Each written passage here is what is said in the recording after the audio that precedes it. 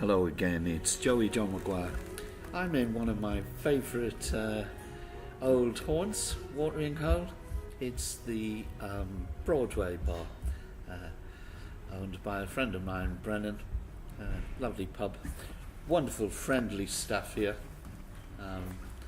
Will do anything for you almost.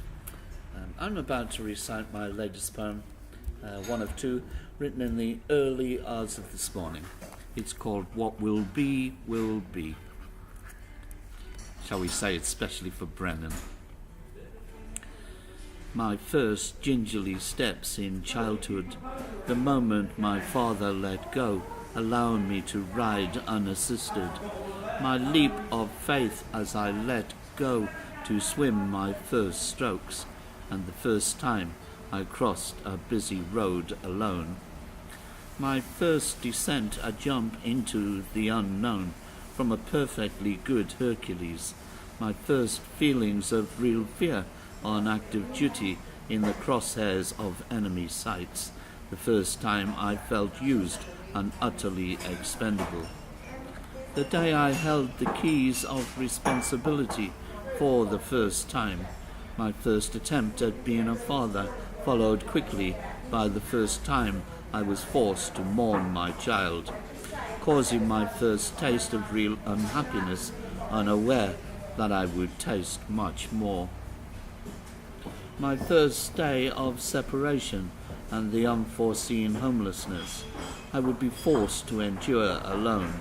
My first brush with death, my head injury plunging me for the first time into a vacuum, and years later, my first real experience of loving and a woman loving me, who was my first love lost to my own ignorance and naivety.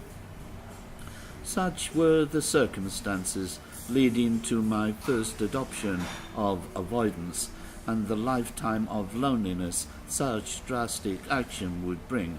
No man is an island, of that I am now sure. The first heart attack, born of stress and destitution, probably the first time I debated and faced my own mortality, my first real step on the lonely road to extinction. The here and now with you asking the inevitable questions. Do I know the risks involved? And I answer, frightened though I am, as any sane man would be, the alternative is to do nothing, become a cripple, invisible, and a prisoner in my own home. There is no choice for me. Life is full of fearful challenges from which we'd all choose to shy away. But what sort of man would I be to choose survival over living? So I put my trust in you, my friend. I know you have safe hands. What will be today, and I'm prepared to die. I am a man. My poem is especially for my surgeon-to-be, Angus Lewis. Gets noisy in here. I think they wait until I start, But it all adds to the ambience and the richness of the moment. That's how I like it.